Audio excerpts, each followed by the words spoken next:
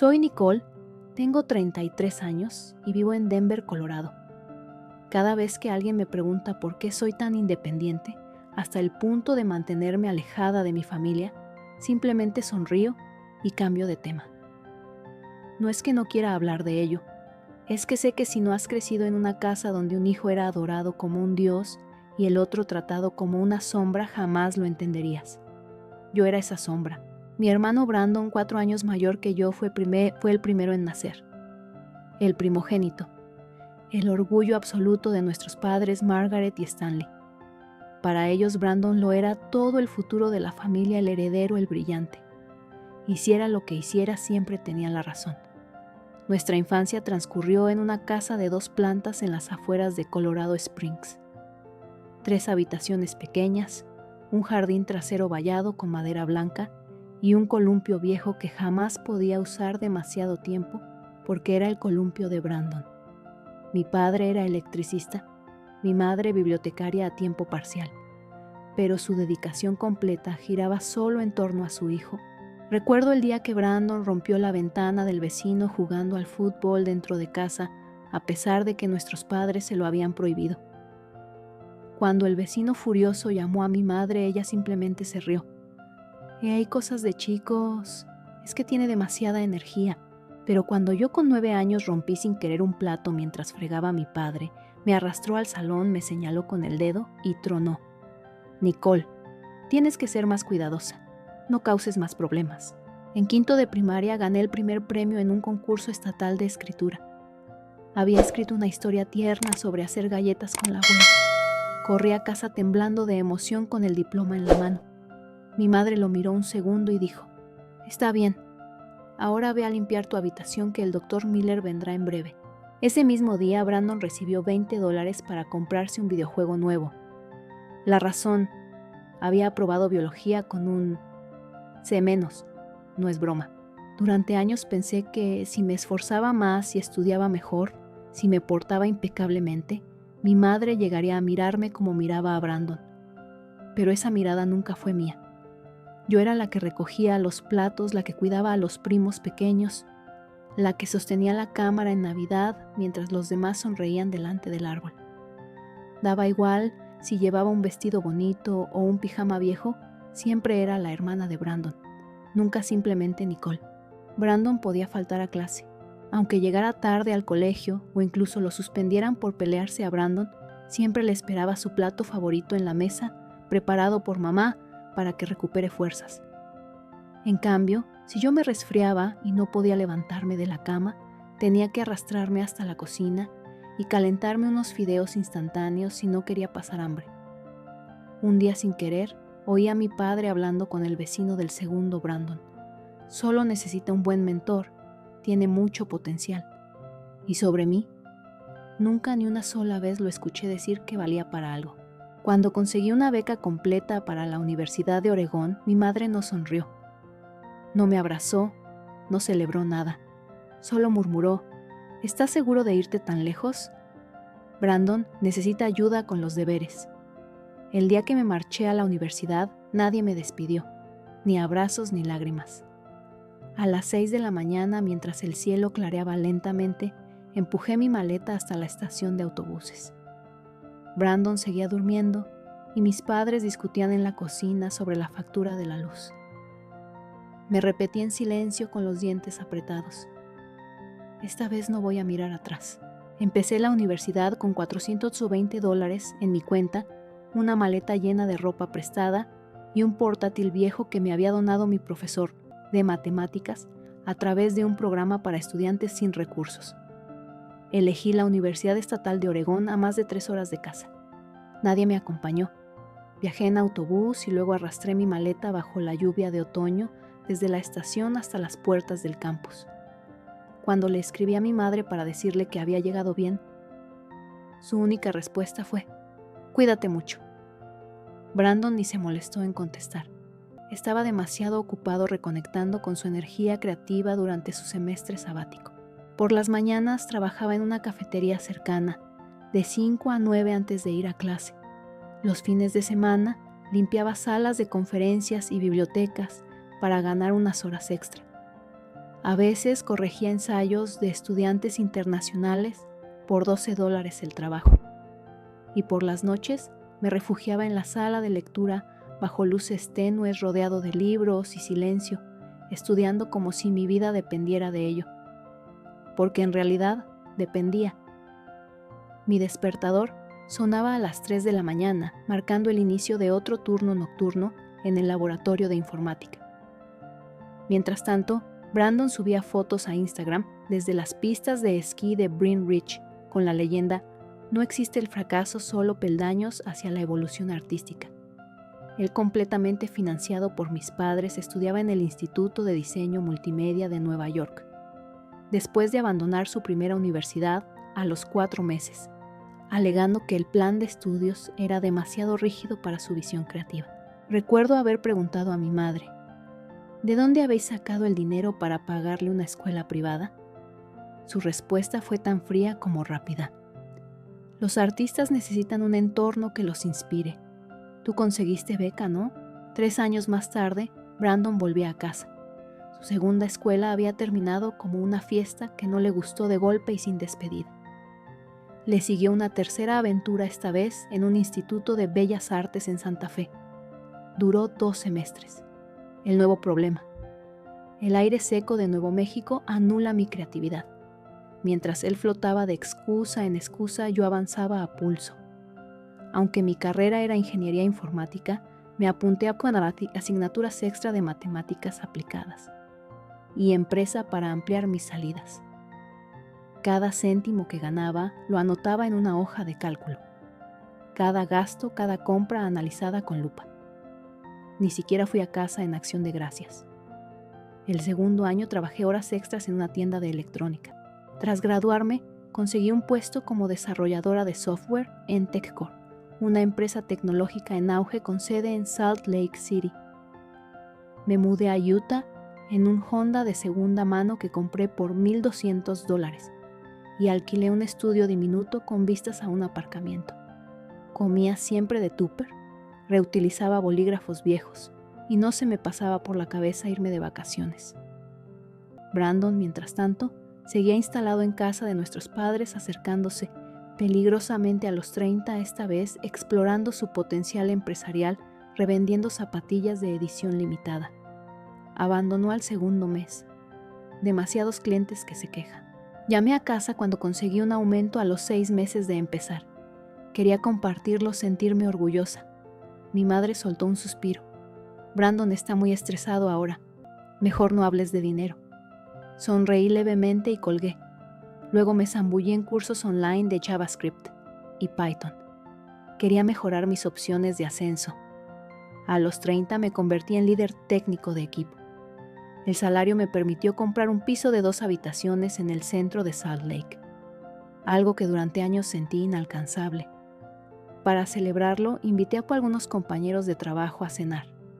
Entre ellos estaba Jessica, una desarrolladora veterana de los años 90. Cuando le conté mi historia con Brandon y mi familia, negó con la cabeza. No les debes nada, Nicole. Nadie tiene derecho a no hacerte sentir culpable por haber salido adelante sola. Sabía que tenía razón, pero saberlo no apagaba ese dolor sordo, esa punzada constante que me recorría el pecho cada vez que veía aparecer un mensaje de mi madre en la pantalla. Brandon había lanzado la idea casi con descaro, quería montar un nuevo negocio y creía que yo podía echarle una mano con algo de dinero inicial. Dudé, lo pensé más de lo que debería y al final cedí. Transferí $500 solo para evitar discusiones, para no tener que oír más súplicas disfrazadas de demandas. Pero los mensajes no cesaron.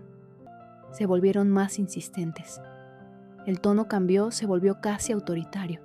Y entonces llegó una petición tan absurda, tan desvergonzada, que por un momento pensé que era una broma. Pero no para ellos era lo justo, porque la familia es la familia. Firmé el contrato del ático una tarde de mayo, bañada por una luz suave que atravesaba las nubes con delicadeza. Esa fecha no era cualquiera, se cumplían 3 años exactos desde mi ascenso en TechCore. El apartamento se alzaba en la planta 38 de una torre de cristal en pleno centro de Salt Lake City. más de 180 metros cuadrados, techos altos, suelos de roble blanco y ventanales de suelo a techo que ofrecían una vista directa a las montañas nevadas de Wasatch. Me llevó casi 7 años ahorrar para poder pagar la entrada. Ni un préstamo, ni un centavo de mis padres. Cada rincón de esa casa estaba pagado con noches en vela, depurando código, con vacaciones canceladas por entregas urgentes y con cientos de horas extra que nadie me pidió hacer. El día de la mudanza, me quedé sola en el salón vacío, observando cómo la luz de la tarde acariciaba la encimera de mármol de la cocina. Lloré, pero no de agotamiento. Lloré porque por primera vez en mi vida algo era solo mío. No pedí permiso, no debía compartirlo, no era el resultado de favores ni concesiones. Era mío, enteramente mío. No corrí a contárselo a mi familia. Nunca supieron reaccionar bien ante mis logros. O se burlaban con ironías mal disfrazadas, o se refugiaban en un silencio tenso casi incómodo.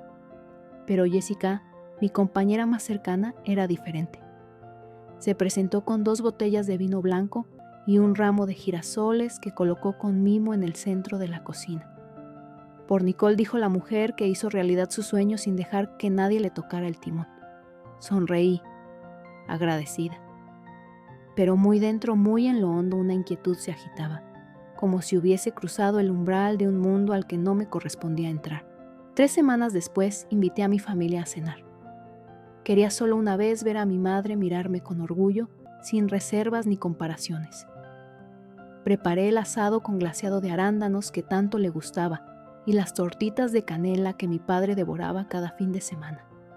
Para Brandon, incluso me molesté en comprarle su marca favorita de... Brandon solía presumir cada cerveza artesanal que probaba en redes sociales como si cada trago lo hiciera más interesante. Aquel día llegaron casi 1 hora tarde.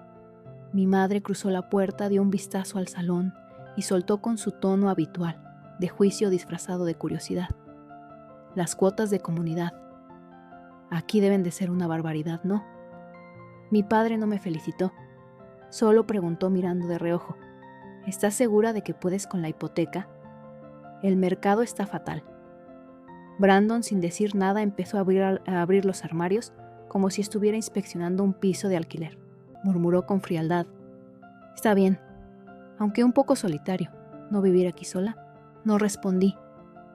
Puse la mesa en silencio, forzando una sonrisa como si aún quisiera creer que aquella cena podía significar algo. Pero durante la comida, la conversación giró exclusivamente en torno a Brandon y su nuevo puesto en una startup, una que según decía escapaba a la rigidez de las empresas tradicionales. Mi madre repitió eso 3 veces con el tono de quien habla de un visionario incomprendido. Mi padre asentía con cada frase como si Brandon fuera el próximo Elon Musk.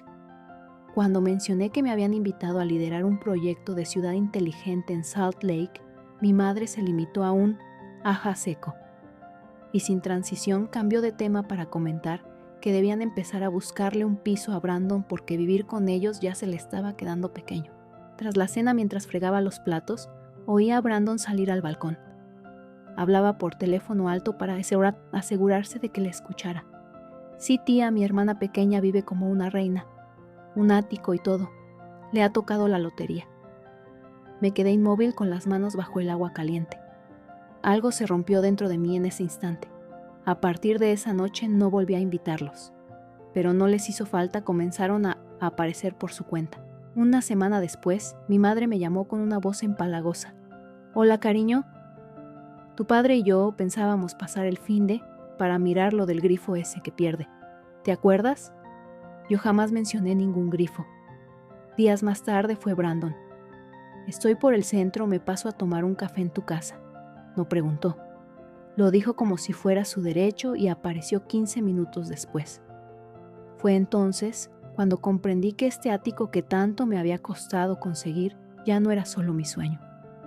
Para ellos se había convertido en otra cosa, un bien más algo que aprovechar. Una tarde, en plena reunión remota con un cliente, el timbre comenzó a sonar sin parar. Miré la cámara de seguridad, ahí estaban, mis padres y Brandon, cada uno con una bolsa de viaje enorme, como si vinieran para quedarse. Desde aquella cena las llamadas y mensajes no pararon. pero no para preguntar cómo estaba, no. Cada vez llevaban un tono más familiar. Insinuaciones sutiles, frases repetidas, pequeños recordatorios envenenados. Todo diseñado para hacerme sentir que les debía algo. Y un lunes por la mañana, mientras aún intentaba digerirlo todo, comprendí que la deuda que querían cobrar no era solo económica, era emocional. Una trampa disfrazada de familia. Pero esta vez ya no pensaba caer en ella. Estaba ajustando las últimas diapositivas para una presentación crucial con el director ejecutivo sobre un nuevo proyecto cuando sonó el móvil. Era mi madre. Su voz sonaba dulce, pero había una urgencia disfrazada en su tono. Nicole, sé que estás ocupada, cariño, pero Brandon está pasando por un mal momento. La puse en altavoz mientras revisaba los gráficos. ¿Otra vez se ha dejado el trabajo?, pregunté sin apartar la vista de la pantalla. No exactamente, titubeó. La empresa ha hecho cambios en el equipo y ya no encaja con su visión creativa. Exactamente lo mismo que había dicho la última vez. Y la anterior. Y la de antes. Pensaba, ¿tienes un piso tan amplio y ese despacho tan bonito? Tal vez si Brandon se quedase contigo un tiempo, te sentirías menos sola. Yo también dormiría más tranquila. Me quedé inmóvil frente al portátil. El aire se volvió denso. Mamá, ese despacho es donde trabajo. Necesito mi espacio. Su voz cambió de inmediato, impregnada de ese reproche pasivo que tanto dominaba. Qué egoísta, Nicole. Vives sola. Tan difícil es compartir con tu hermano. No contesté al instante. Desde el fondo se oyó la voz de mi padre. Solo 6 meses. Para que se estabilice un poco. 6 meses, pensé. Con Brandon temporal siempre significaba para siempre. Menos de 3 días después me llegó un correo suyo. No pedía disculpas por el desprecio del otro día, ni daba las gracias por haber organizado la cena familiar. El asunto decía, presupuesto lanzamiento startup. El archivo Excel incluía alquiler de cámaras, gastos de marketing y alojamiento temporal en ubicación de apoyo, una forma elegante de decir mi piso. No respondí.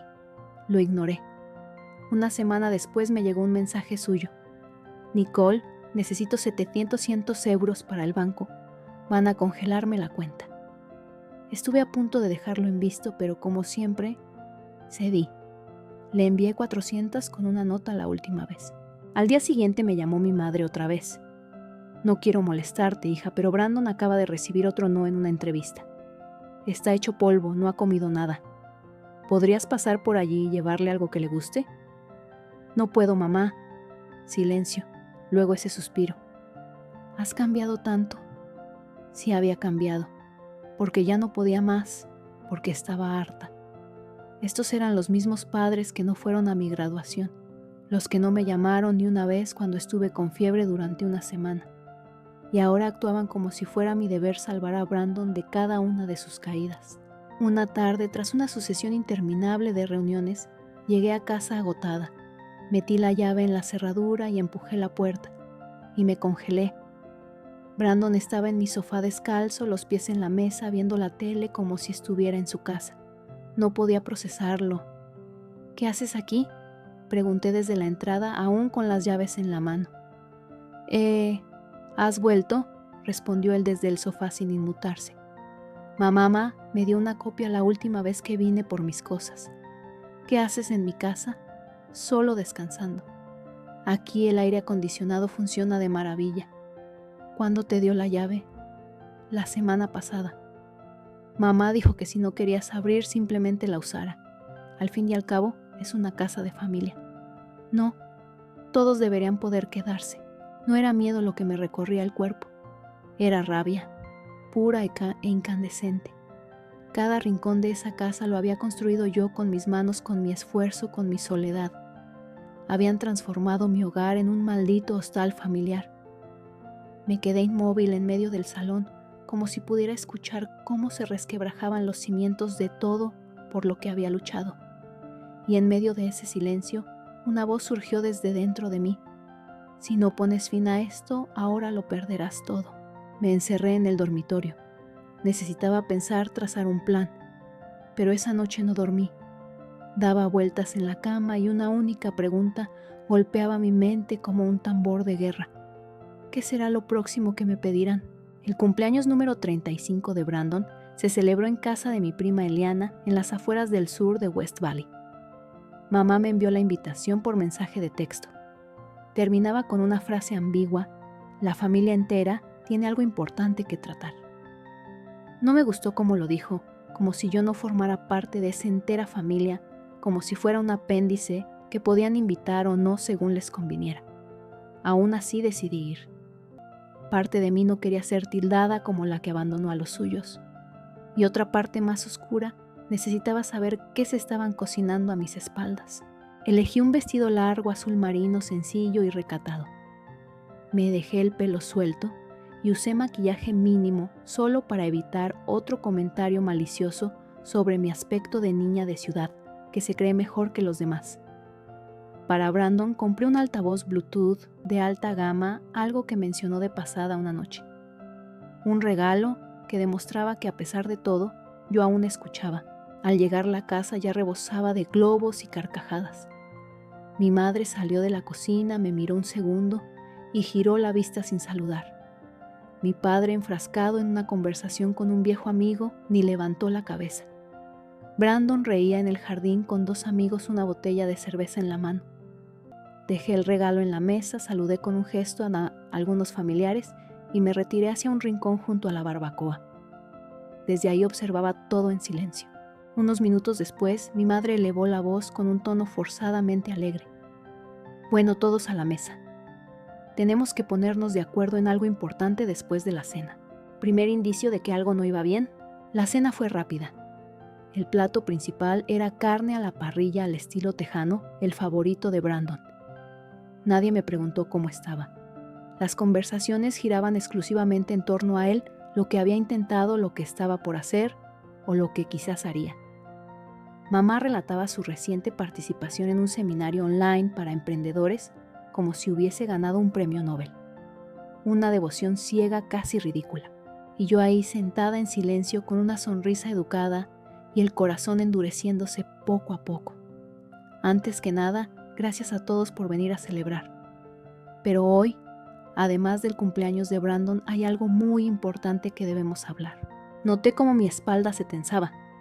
Jessica me lo había advertido una vez: cuando una persona controladora empieza a usar la palabra importante, en lugar de simplemente pedir algo, prepárate. Mi madre se volvió hacia mí con esa sonrisa que más detestaba y habló con lentitud. Nicole, tienes un piso amplio y vives sola. Brandon necesita un lugar donde estabilizarse. Tu padre y yo creemos que ha llegado el momento de que se mude contigo. Nadie se rió, nadie pareció sorprendido. Yo era la única que no había sido informada de antemano.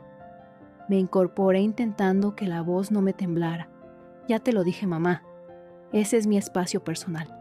No estoy dispuesta a compartirlo. Ella mantuvo un tono suave. Eres su hermana. La familia debe saber sacrificarse los unos por los otros. Recorrí con la mirada la habitación. Caras familiares, unas curiosas, otras frías. Nadie habló por mí. Brandon soltó una risita. Nicole, nadie te está pidiendo que me des tu piso. Solo me quedaría un tiempo. Tampoco es que estés mal económicamente, ¿no? Tú te quedaste en casa de mamá y papá más de 10 años. ¿Y ahora también quieres instalarte en mi casa? El ambiente se volvió espeso. El rostro de mi madre se endureció. Su voz se volvió un susurro cargado de veneno. No puedo creer lo egoísta que te has vuelto después de todo lo que esta familia ha hecho por ti. Me levanté. ¿Y exactamente qué ha hecho esta familia por mí? Nadie pagó un céntimo por mis estudios. Nadie fue a mi graduación. Pero ahora, ¿esperáis que reparta lo poco que he logrado sola? Mi madre se acercó a mi padre, permaneció sentado callado. Los parientes comenzaron a murmurar, retrocediendo poco a poco. Brandon me miraba con una expresión que no le había visto jamás, como si yo fuera el último obstáculo entre él y lo que quería. Entonces ocurrió. El golpe llegó sin aviso. La bofetada me cruzó la cara con un ardor instantáneo. Todo se congeló. Un silencio denso, agobiante. Nadie gritó, nadie se movió, nadie me protegió. Me giré hacia mi madre. Respiraba agitada, los ojos le brillaban de rabia. Te vas a arrepentir de esta actitud esta noche, espetó. Observé uno por uno los rostros en aquella sala. Mi padre desvió la mirada. Elaine bajó la vista. Brandon cruzó los brazos indiferente. Tomé mi bolso. Retrocedí sin perder la compostura. Al llegar a la puerta me detuve. No me voy a arrepentir. Pero todos vosotros... Sí, cerré la puerta tras de mí. Salí a la noche sin mirar atrás. Conduje en silencio hasta casa. La mejilla aún me ardía por la bofetada, pero lo que más dolía era el silencio. Nadie alzó la voz por mí. Nadie mostró sorpresa ni rechazo. Esa bofetada no vino solo de mi madre. Fue una sentencia colectiva. Nunca fui alguien digna de defender. Cuando aparqué en el garaje de mi edificio aún me temblaban las manos. Me quedé dentro del coche casi 10 minutos respirando hondo. Por primera vez en años me sentí como una adolescente castigada. Solo que esta vez ya no era una niña. Suficiente para que jamás volviera a ocurrir. Entré en mi apartamento, el único lugar donde realmente sentía que tenía el control. Me serví un vaso de agua y dejé el móvil sobre la encimera. Se iluminaba sin parar. Nicole, me has decepcionado mucho, escribió mi madre. Así es como debe comportarse una hija, añadió Banzo. Has avergonzado a todos. La familia significa perdonar y aguantar no marcharse, dijo Brandon. No leí ni una palabra más. Uno a uno bloqueé cada número con una frialdad que no parecía mía, como si una capa de hielo me hubiese cubierto por dentro. Después abrí el correo electrónico. Solicité una cita de urgencia con la abogada corporativa que años atrás me había asesorado con el contrato de confidencialidad de Techor. A la tarde siguiente estaba sentada en el despacho de Carla Jensen. Llevaba impresos los mensajes, capturas de la cámara de seguridad de mi piso donde se veía a mis padres y a Brandon entrando sin avisar, y un informe escrito del bofetón recibido frente a testigos. Cuando terminó de leer todo, Carla levantó la mirada con seriedad. Nicole, esto no va a ser fácil de oír, pero lo que me traes es un patrón de acoso emocional y abuso, dijo con tono firme. ¿Cuenta como acoso si viene de tu familia?, pregunté con voz hueca. La ley no distingue entre parientes cuando se cruzan ciertos límites. Y según la legislación del estado de Utah, esa bofetada puede considerarse una agresión física menor. Tragué saliva sintiendo una punzada en el estómago. Voy a redactar un documento formal, continuó. Una orden de cese de contacto con aviso de no acercarse ni a tu casa ni a tu lugar de trabajo. Incluiremos una advertencia de posibles acciones legales si persisten en su comportamiento. Lo llamaremos una solicitud de respeto de límites personales. Tras la reunión no volví directamente a casa.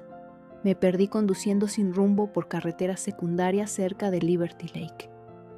El otoño estaba en todo su esplendor, los árboles ardían en tonos ámbar y dorado, una belleza que normalmente me habría conmovido. Pero no sentí nada. Era como si todos los colores dentro de mí hubieran sido arrancados. Aquella noche visité un sitio web que tenía guardado desde la universidad un directorio de terapeutas con licencia en Utah. Busqué durante horas hasta dar con la doctora Vanessa Moore, especialista en trauma familiar y el llamado síndrome del chivo expiatorio, cuando una familia enferma proyecta el conflicto sobre un solo miembro.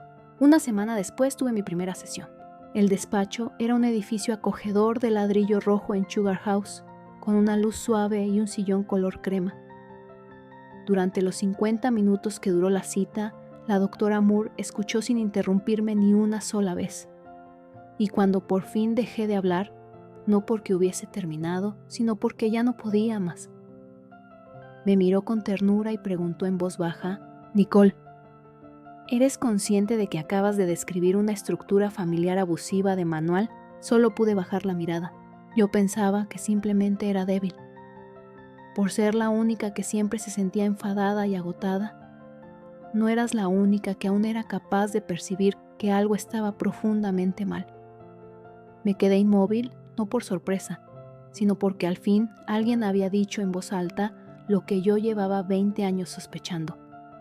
Desde esa noche empecé a escribir un diario cada noche, no para buscar culpables, sino para ver con claridad lo que durante años había aceptado como parte de una rutina normal que debía dar sin esperar nada a cambio, que no se me permitía estar cansada, que cada uno de mis logros era percibido como una amenaza para la frágil autoestima de Brandon. 2 semanas después, pegué copias de la carta de Carlo en la puerta de mi ático y junto al ascensor de la planta 38. El personal del edificio había sido informado. Cualquier persona que intentara verme sin cita previa sería rechazada y si era necesario se llamaría a seguridad. 3 días más tarde, Brandon se presentó diciendo en recepción que yo había olvidado documentos importantes. Las cámaras de seguridad lo grabaron marchándose furioso tras serle negado el acceso. Guardé ese vídeo en mi disco duro personal.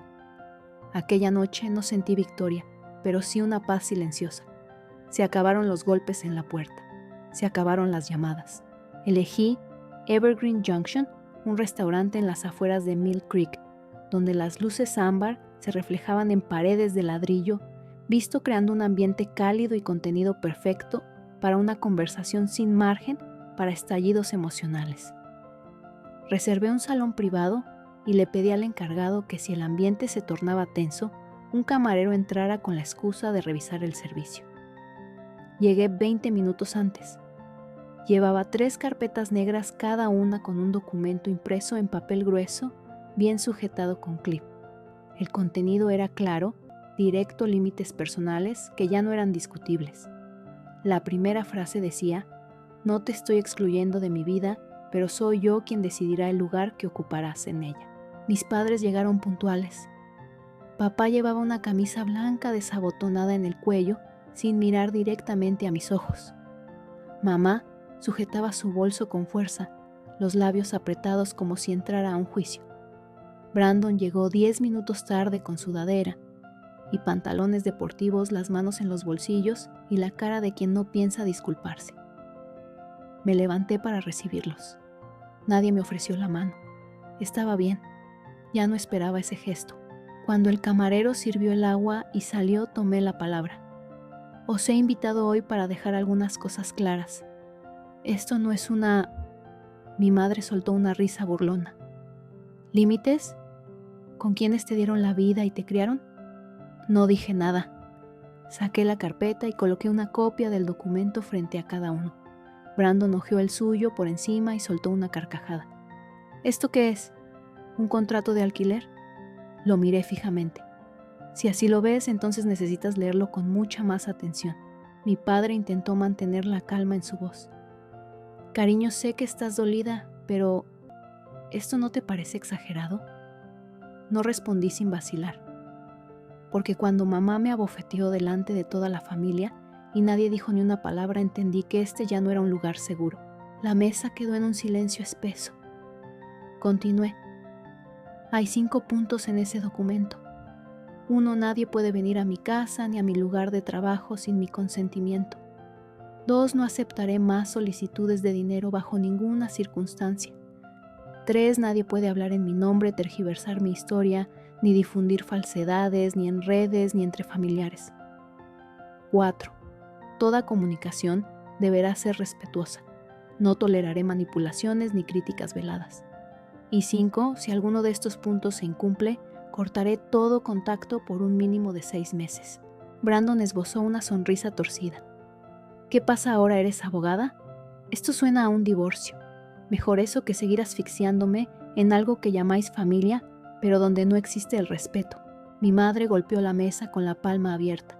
Estás deshonrando a esta familia. ¿Desde cuándo eres tan fría y desagradecida? Permanecí inmóvil. Desde el momento en que me di cuenta de que nadie en esta familia jamás preguntó: ¿estás bien? ¿Eres feliz? Solo preguntan: ¿qué puedes darnos? Mi padre bajó la cabeza.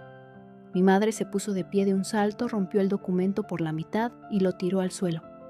Si crees que vivir sola en ese ático te hace mejor que nosotros, adelante. Pero no llores cuando envejezcas y no tengas a nadie a tu lado. Recogí con calma los trozos del papel, los doblé y los guardé en mi bolso. No necesito una familia que solo sabe hundirme para poder flotar. Mientras me levantaba, Brandon murmuró: ahora tendrás éxito, pero sigues siendo la empollona insignificante que nadie miraba en el instituto. Lo observé durante unos segundos. Y tú sigues siendo el de 35 años que aún necesita que alguien le pague el alquiler. Salí sin mirar atrás. Las luces de la ciudad seguían brillando. En el restaurante nadie se fijó en mí, una mujer con paso firme, una carpeta en la mano, dejando atrás una herencia llamada familia de sangre, que ya no tenía nada que ver con el amor. Ese invierno Salt Lake City se tiñó de blanco antes de tiempo. Cada mañana mi ático se inundaba de una luz fría y serena. No más timbres inesperados ni mensajes a medianoche diciendo «es cosa de familia». El silencio después de todo se convirtió en el regalo que me di. Empecé a reorganizar el apartamento. Donde antes había una oficina, ahora crecía un estudio de arte. No era porque se me diera bien pintar, sino porque necesitaba un espacio donde los resultados no importaran. Las paredes estaban cubiertas de bocetos caóticos, cada trazo un recordatorio de que había dejado de permitir que otros definieran mi valor. Jessica, aquella compañera de trabajo a la que una vez invité a la fiesta de inauguración de mi casa, fue la primera en notarlo. «Nicole, ya no estás a la defensiva», dijo. «Se te ve en paz». No respondí, solo sonreí. A veces la paz no necesita anunciarse. Me apunté a una clase de yoga los sábados y empecé a entablar amistad con un pequeño grupo de mujeres en la treintena, lo bastante maduras para no juzgar, lo bastante abiertas para escuchar de verdad. Una mañana de primavera, tomando café, compartí brevemente mi historia. Helen, una mujer de voz suave, me puso la mano en el hombro. «Pasé por algo parecido», susurró. «Perdí a mi madre, pero fue entonces cuando me encontré a mí misma.